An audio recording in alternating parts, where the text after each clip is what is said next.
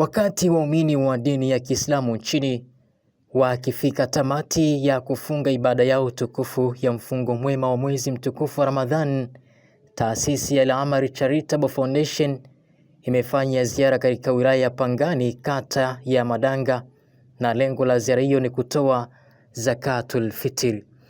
Ziara hiyo imeweza kuambatana na shekhe wa kata hii ya Madanga, katibu wa taasisi ya Al-Amal Charitable, ndugu Salimini Ganga. Mengi zaidi tuyapate kutoka hapa katika wilaya ya Pangani ndani ya kata ya Madanga mara baada ya viongozi hawa kuwasili na kuleta zakatul fitr. Mimi naitwa Nasir bin Nasir, ndio kubakia nami.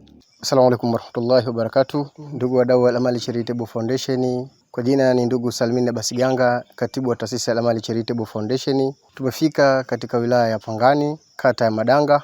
Naye ni shekhe wetu wa Madanga alitupokea, na pembeni yetu ni ndugu yetu katibu wa wilaya ya Pangani Bakwata umetupokea. Siku ya leo ndugu wadau wa Al-Amal Charitable Foundation ni kuja kufikisha zile zaka zilizotupatiwa na wadau walioleta zaka zao. Basi kama taasisi ni jukumu letu kwenda sehemu zenye mahitaji.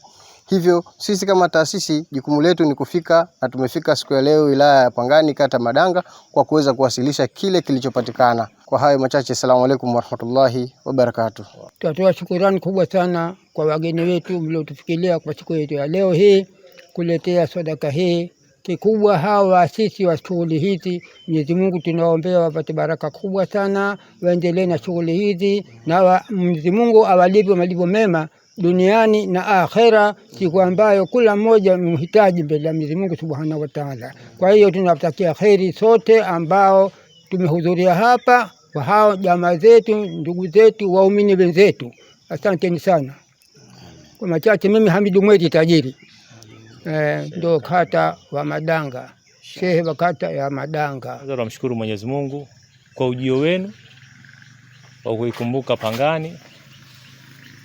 Pili, kutokana na muda kubwa zaidi ya kuwashukuru, muendelee na hili mlilokuwa nalo, na Mwenyezi Mungu ajalie imani katika hili. Asante.